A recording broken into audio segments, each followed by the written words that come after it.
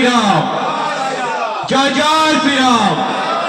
ভারত মাতা কি, ভারত মাতা কি।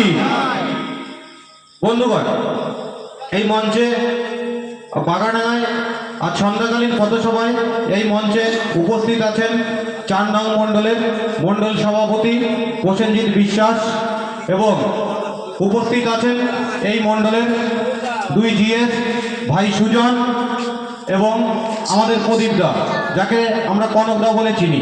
এবং এই মঞ্চে উপস্থিত আছেন আমাদের প্রাক্তন মণ্ডল সভাপতি সুভাষদা এবং উপস্থিত আছেন নদিয়া দক্ষিণ সাংগঠনিক জেলার কিষাণ মোর্চার সম্পাদক শঙ্করদা এবং এই মণ্ডলের আইটি সুকমলদা এবং উপস্থিত আছেন আমাদের মধ্যে মাঝেগ্রাম পঞ্চায়েতের মেম্বার এবং বুথ সভাপতি বিপুলদা এবং উপস্থিত আছেন চন্দনদা।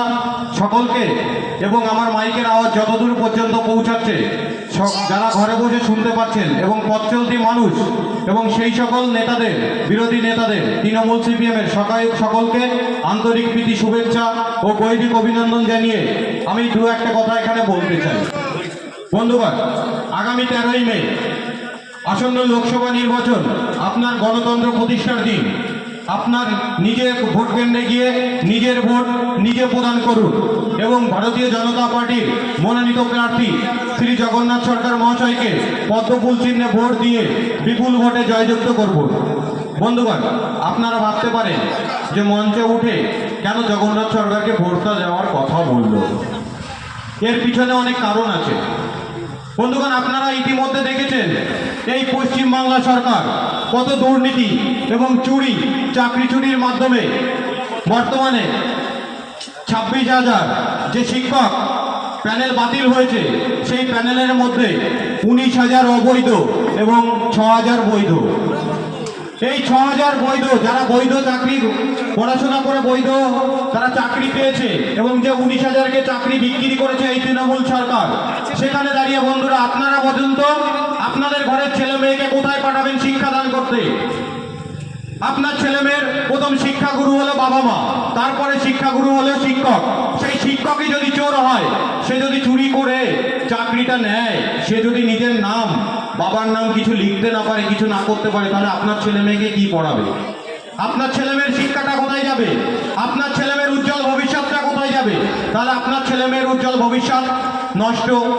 কথায় আছে সঙ্গ দোষে খারাপ হয়, সেখানে আপনার ছেলে মেয়েকে কোথায় পাঠাচ্ছেন? সেই চোরের শিক্ষকের কাছে, যে চোর চুরি করে এই শিক্ষকতা পেয়েছে তার কাছে। বন্ধুগণ, আপনারা দেখেছেন এর আগে অনুব্রত মণ্ডল চুরির দায় জেলে গেছে, পার্থ চুরির দায় জেলে গেছে। পশ্চিমবাংলা সরকারের মন্ত্রী থেকে শুরু করে সাধারণ জনগণ, আমলা থেকে শুরু করে অনেকেই জেলে চলে গেছেন। কি জন্য জেলে গেছেন? ED CBI. বন্ধুগণ, আপনাদের বাড়ি আছে যারা সাধারণ মানুষ আছেন, খেটে খাওয়া মানুষ আছেন, যারা নিজের পয়সায় চাকরি করেন বা চাকরি করেন, নিজের পয়সায় বাড়ি করেছেন, ঘর করেছেন, গাড়ি করেছেন, তাদের বাড়িতে তো ইডি সিবিআই কিছুই আসে না। তাহলে বন্ধুগণ, এখানে কেন এদের কাছে ইডি সিবিআই পৌঁছাচ্ছে? তাহলে ঘরে বসে ঘরের টাকাগুলো কোথায় যাচ্ছে? এত টাকা কোথা থেকে আসছে? এই টাকাগুলো চুরি করছে এই রাজ্য সরকার, চুরি করে সেই টাকাগুলো তাদের নিজস্ব ভান্ডারে ঢোকাচ্ছে। এই কারণের জন্য বললাম যে আপনারা নিজে নিজ ভোট কেন্দ্রে গিয়ে ভারতীয় জনতা পার্টির মনোনীত প্রার্থী শ্রী জগন্নাথ সরকার মহাশয়কে পদ্মফুল চিহ্নে ভোট দিয়ে বিপুল ভোটে জয়যুক্ত করুন। বিজেপি সরকার একটাই স্লোগান করে আসছে প্রথম থেকে, না খাউঙ্গা না খানে দুঙ্গা।